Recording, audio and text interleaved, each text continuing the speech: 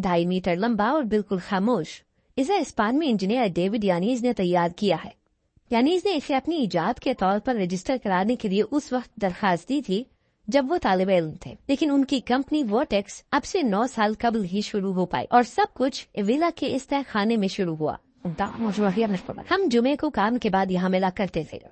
हमने चंद टेबल्स एक साथ लगाई, पंखे खरीदे, उन्हें एक साथ जोड़ा और विंड टर्बाइन की तरह की एक शय तैयार की। फिर हमने अपना पहला प्रोटोटाइप खड़ा किया, एक लकड़ी पर पानी की एक बोतल।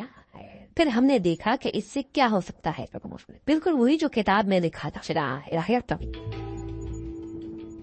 डेविड यानीज को पावर प्लांट का ख्याल टाकुमा ब्रिज की ये वीडियो देखकर आया, जो सन 1940 में तेज हवा के झोंकों की वजह से हिलने के बाद मुनहदिम हो गया था।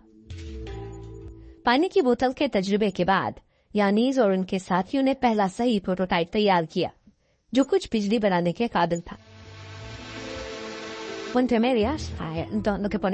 जनरेटर इसके मरकज में है। ये वो हिस्सा है जो हरकत को बिजली में तब्दील करता है। बस ये एक पतला सा गोल ढांचा, बिल्कुल सादा, न गियर न बेयरिंग और न ही कोई पेचीदा मैकेनिक्स। यही हवा की ताकत को बिजली में तब्दील कर देता है। फिर इस टीम ने इस सिस्टम को बेहतर बनाने पर वक्त सर्फ किया, लेकिन पेशरफ्त जरा सुस्त थी।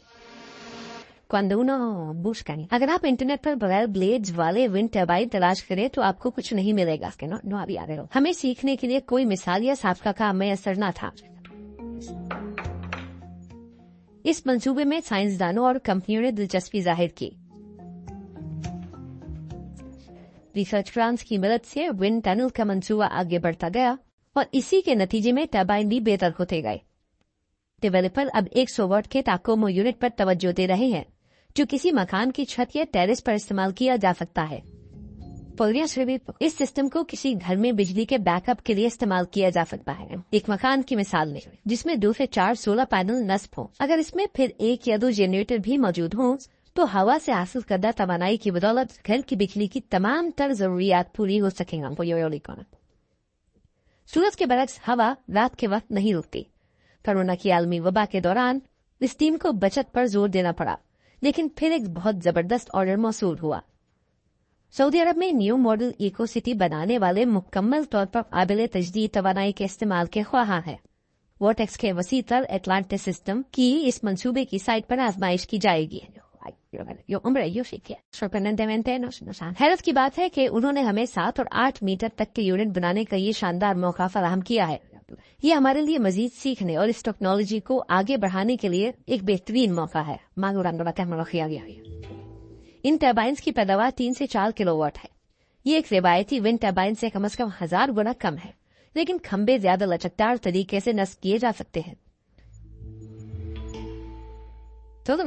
हर वो जगह जहाँ हवा चलती है वो विंड पावर की पैदावार के लिए मौजूद है, लेकिन हम अपनी प्रोडक्ट को देही इलाकों के बजाय जहाँ बड़ी विंड टर्बाइन्स मौजूद है शहरी इलाकों में देखते हैं।